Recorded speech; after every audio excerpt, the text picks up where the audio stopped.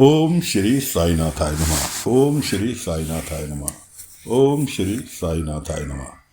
सभी साईं भक्तों को मेरा नमस्कार। साथियों, कथा प्रारंभ करते हैं। जैसा कि पिछले भाग में आपको सुनाया था कि जी कुलकर्णी तात्या और केशव के बीच में संदेह के बीज बोने चाह रहे हैं, क्योंकि दोनों व्यापार करना चालू कर दिया। साझे में कुलकर्णी को हजम नहीं हो रहा, इसलिए दोनों के बीच में मतभेद पैदा करने चाह रहे। अब मतभेद कैसे पैदा करेंगे, उसके लिए उन्होंने योजना बनाई। कुलकर्णी की पत्नी का जन्मदिन है। केशव ने उपहार स्वरूप अपनी माँ को अपनी पहली कमाई भेंट में दे दी। कुलकर्णी की बहन ने मिठाई का एक लड्डू खिला दिया और कुलकर्णी बड़े दया भाव से आए, कह रहे मैं ऊपर से बड़ा सख्त हूँ रुक्मणी, और मैं जानता नहीं क्या तुमने कितनी तपस्या की है मेरे परिवार को चलाने में, और मैं चाहता हूँ कि तुम अपने पीहर घुमाओ, अपने माता पिता से मिलाओ। मैं उपहार में तुम्हें क्या दूँ, सब कुछ तो तुम्हारा ही है, इसलिए मेरी ओर से तुम्हें आज्ञा है कि तुम अपने पीहर घूमो 2-4-6 दिन के लिए। संता पंता को पहले ही कुलकर्णी ने कहीं भेजा हुआ था, और इतना कहकर कुलकर्णी सरकार कि मैं काम से बाहर जा रहा हूं और तुम चली जाना।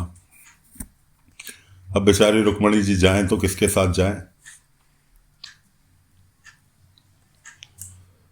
बहन कुलकर्णी से मिली हुई थी इस मिली भगत में, तो रुक्मणी जी कहने लगी किसके साथ जाऊं, संता मनता तो है नहीं, कि केशव को ले जाओ। ने कहा नहीं, केशव ने नया नया काम चालू किया है, उसके काम का हर्जा होगा। अरे नहीं बहनी, इसको साथ ले जाओ, संभाल लेगा, सब समझदार हो गया है। इस तरह से प्रेशर देके केशव को राजी किया गया माँ के साथ ननिहाल जाने के लिए। अब केशव दुविधा में फंसे हुए हैं कि कैसे तात्या से कहें कि वो अकेला काम संभाल ले। खैर बेचारे डरते डरते केशव पहुंचा तात्या के पास। रास्ते में बाबा मिल गए। अब वो ये असमंजस में पड़ा हुआ कि केशव को कैसे कहे, कि तात्या को कैसे बताए कि वो 3-4 दिन के लिए गांव से बाहर जा रहा है और काम तुम्हें ही संभालना होगा। बाबा ने कहा केशव किस दुविधा में फंसे हुए हो, कि सही ऐसी ऐसी बात है, और पिताजी ने नया परपंच रच दिया मुझे काम से हटाने के लिए। बाबा ने कहा आओ मेरे साथ। साईं कहाँ ले जा रहे हो? कि चलो तो सही। बाबा आगे आगे, केशव पीछे पीछे ले गए बाबा बाईजामा के पास। बाईजामा ने साईं को और केशव को आए देखा, उन्होंने तात्या को आवाज लगाई, तात्या बाहर आओ। केशव और साईं दोनों आए। बाबा ने केशव को प्रेशर दिया कि अपने मुंह से बता जो बताना है। केशव ने सारी बात समझाई, तात्या की समझ में आ गई। उसने कहा कोई बात नहीं, मुझे भी तो बाहर जाना पड़ सकता है, तो बेफिक्र होकर जा, मैं काम संभाल लूंगा पीछे से। इधर पाटिल जी को भी बाहर जाना था। वो केशव तात्या से कहकर चले गए कि तात्या सामान अपना सब्जी की सप्लाई जो तुमने काम चालू किया है उसे करने के बाद खेतों का ध्यान रखना, मैं गांव से बाहर जा रहा हूं। पाटिल जी चले गए। केशव गाड़ी में सामान ही लाद रहा था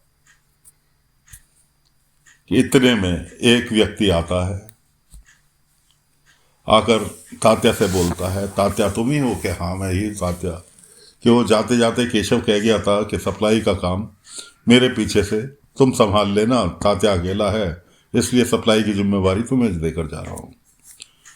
तो दोस्तों वो कोई और नहीं, कुलकर्णी का ही भेजा हुआ आदमी था, जो कि सब्जी की सप्लाई रोक दी और तात्या के पास से सब्जी ले जाता प्रतिदिन, और जहां पहुंचानी थी वहां ना पहुंचाकर कुलकर्णी सरकार के हवाले कर देता। उधर आर्मी की सप्लाई थी, मिलिट्री एरिया की सप्लाई थी, वहां इनका कारोबार बंद। इधर तात्या समझ रहे हैं कि हाँ जी सप्लाई प्रतिदिन जा रही है। उधर परी नाम की जो बच्ची थी, उसके मामा आए हुए थे, उनकी बेटी आई हुई थी। बेटी बहुत खूबसूरत थी, परी की माँ उसको उसका जैसा बनाना चाहती थी। परी ने उससे पूछा तो उसने बताया, मेरी माँ मुझे दूध में केसर मिलाकर पिलाती है, हल्दी दूध केसर मिलाकर पिलाती है, जबकि परी को दूध पीना पसंद नहीं था। सब लोग सो गए। परी ने कहा कि ये इतनी सुंदर जो हुई है, दूध में केसर मिलाने से हुई है, कोई बात नहीं, मैं नाक बंद करके दूध पी लूंगी। उसने जो था गिलास में दूध डाला। अब उसको ये तो पता नहीं था कि केसर कितनी पी जाती है। उसने ठीक ठाक मात्रा में केसर ली, दूध में मिलाई और पी गई। अब केसर तो दोस्तों, केसर की एक पत्ती पूरे शरीर को गर्म कर देती है। उसने तो ठीक ठाक मात्रा में केसर दूध में मिलाकर पी ली। सवेरे होते होते वो दर्द से परेशान, पेट में गर्मी कर गई केसर। परी के पिता गांव से बाहर गए हुए थे और परी की जिम्मेवारी माँ के पास थी, और कोई नहीं मिला परी की माँ को। तो उसने पाटिल जी और बैजा माँ को बुलाया और लेकर बाबा के पास पहुंच गए। बाबा ने देखा, बाबा से कुछ भी छुपा हुआ नहीं था। बाबा ने पूछा, अब तुम्हें पता है परी को दूध पीना पसंद नहीं है? कि हाँ साईं, लेकिन फिर भी इसको जबरदस्ती पिलाते हैं। बाबा ने कहा, ये दूध में केसर मिला के जल्दी गोरा होने के लिए पी गई, खैर कोई बात नहीं। बाबा ने अपने पात्र में पानी भरा, ऊपर वाले को याद किया और वो पानी परी को पिलाया। परी स्वस्थ हो गई। बाबा ने परी की माँ से कहा, इसे आज मेरे पास ही छोड़ दो, ताकि इसकी तबीयत का मैं ख्याल रख सकूं। कोई बात नहीं, परी की माँ उसको छोड़ गई। असल में परी की माँ ने अपने भाई की बेटी को देखते हुए परी के ऊपर कुछ जरूरत से ज़्यादा ही उसके रंग को लेकर, उसकी चाल उठने बैठने को लेकर ज़्यादा ही सख्ती कर दी थी। बाबा ने कहा, इसके पिता कब आएंगे? मुझे उनके आने का बहुत बेसब्री से इंतजार। खैर, उधर कुलकर्णी सरकार ने एक और अभियान चालू किया गांव के अंदर।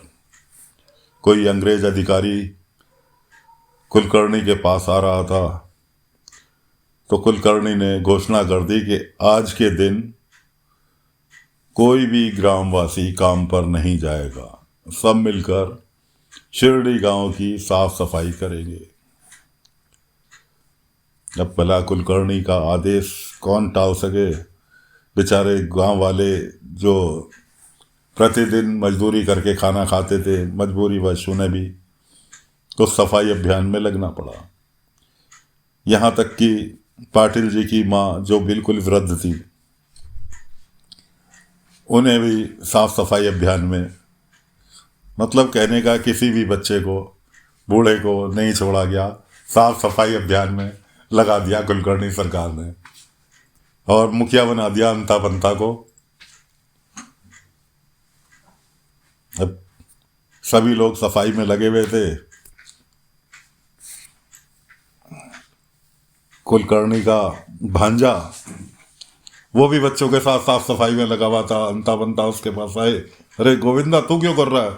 उसने कहा कुलकर्णी सरकार का आदेश है कि शिरडी गांव का जन बच्चा, आदमी, बूढ़े, जवान सभी को सफाई करनी है।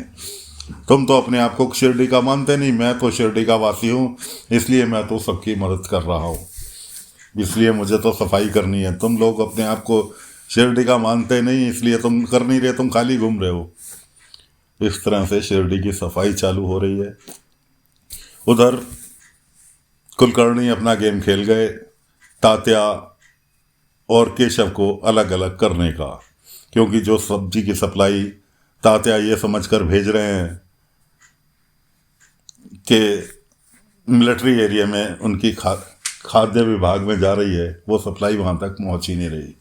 वो कुलकर्णी का ही कोई आदमी प्रतिदिन आकर लेकर जा रहा है और सब्जी कहीं और जा रही है, ना कि वहाँ पर।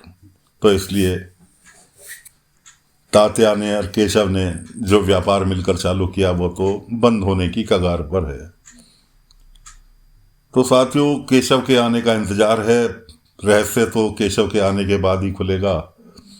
इधर अंग्रेज अधिकारी का भी आगमन हुआ नहीं है। अंग्रेज अधिकारी के आगमन पर क्या होता है देखते हैं। फिलहाल कथा को विराम देते हैं।